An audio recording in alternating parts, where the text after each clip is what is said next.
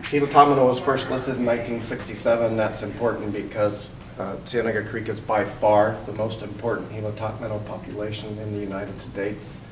And related to that, the current Endangered Species Act, which basically the lesson learned is rare species are important and must be considered, especially in federal actions, which is one of the reasons Fish and Wildlife Service has been involved, but also the presence of those species is one of the important aspects of why Cienega Creek is so important and why it was acquired.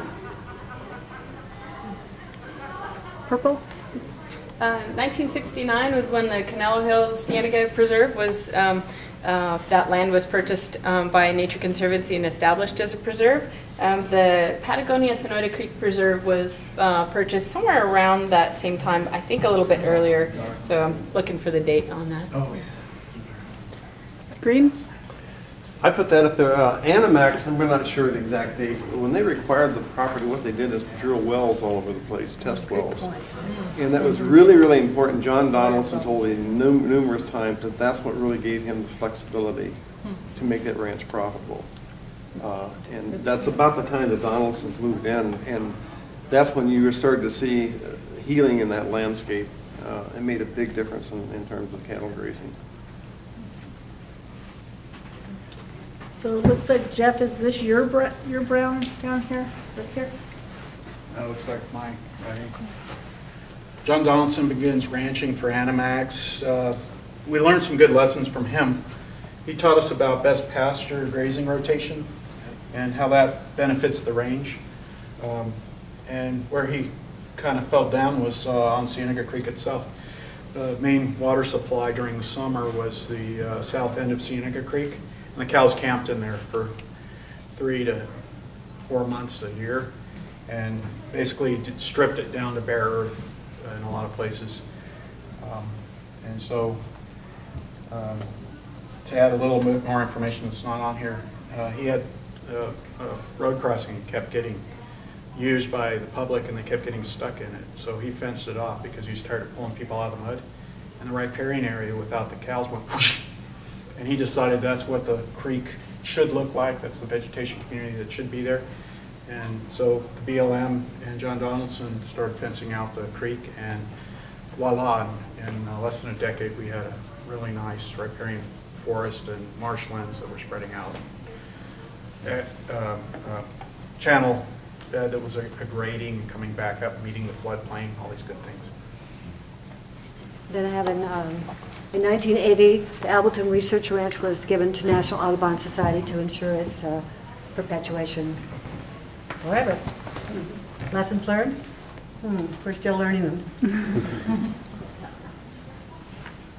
Is that you, Karen, with the pronghorn? Where are we?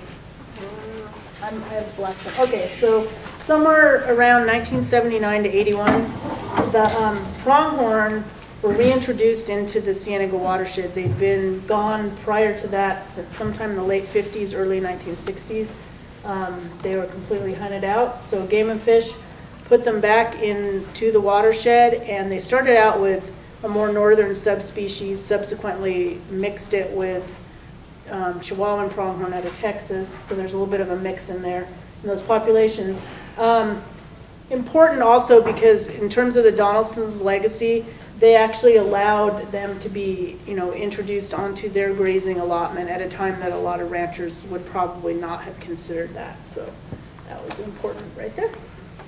And we have a lot of gray. Is that you, Julie?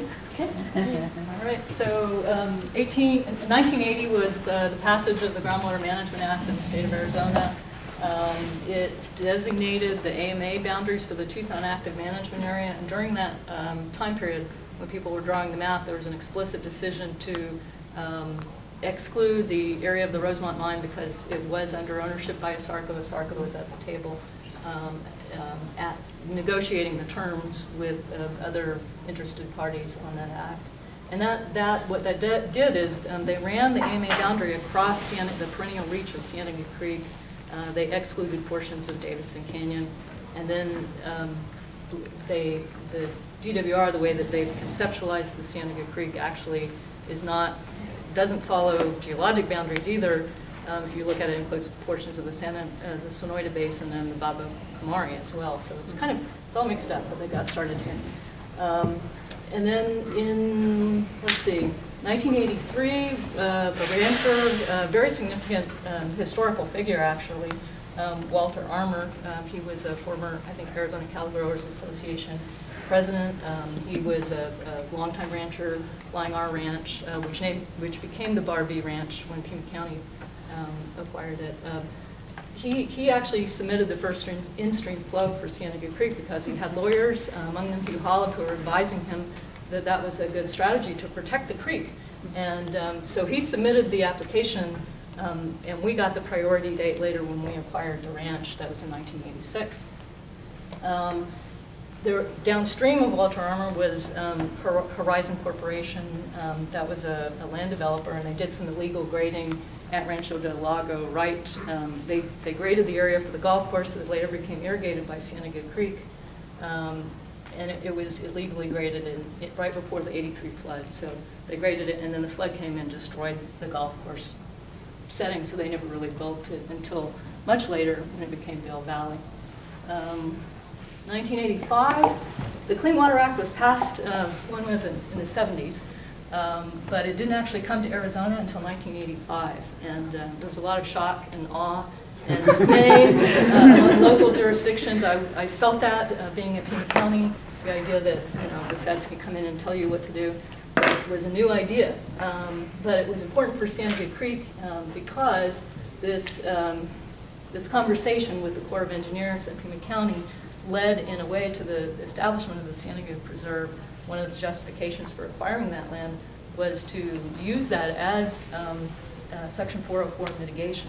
However, the Corps then took a position that you couldn't use acquisitions to do mitigation, so we didn't end up using it for that purpose, which ended up being fun. And so we did acquire it in 1986, and I was told to do everything I could to protect it. That led to our efforts to get an in-stream flow application going in the county's name, and that's when we consolidated it with the one that the rancher had, but we changed some of the terms of it. So we applied for it very quickly, but it wasn't until 1993 that the actual certificate was granted, but it was the 5th one in the state. Another thing that we did with Arizona Department of Environmental Quality's help was to start a water quality monitoring program, and that led to the Unique Waters proposal, which was a joint action with PAG and DEQ in Pima County to get Unique Waters protection. That later became known as Outstanding Waters under the state. Let's see. In 1987, we had a failed effort to acquire the Empire Ranch. The Empire Ranch was put on the market to be little ranchettes, basically. It's how they were marketing it. Buy your little ranchette, we'll break it up for you. And the county, largely because of Nature Conservancy's work and also the work of Linwood Smith and Paul Martin and others who had done in the 70s, they had done work in various parts of Cienega Creek saying these would be great natural areas to protect. They were aware of it, and they brought it to the county's attention, especially several of the Board of Supervisors members, and so that got people interested in this area as an area to protect. We were also starting to learn some of the conservation biology principles of keeping large landscapes whole and minimizing fragmentation. And that was because Michael Soule and a couple of other people came to Pima County and they said, wow, you've acquired the Cienega Preserve, this is really good, and you need to keep this whole open space corridor. And so we did propose, in the context of the Empire Ranch acquisition, to try to keep an open space corridor that would run from Mexico to Oracle. That was the vision at the time. And it failed. It failed miserably. Marana wanted the money to build a levee, so it didn't happen, but it did lead to some congressional attention to the Cienega Watershed.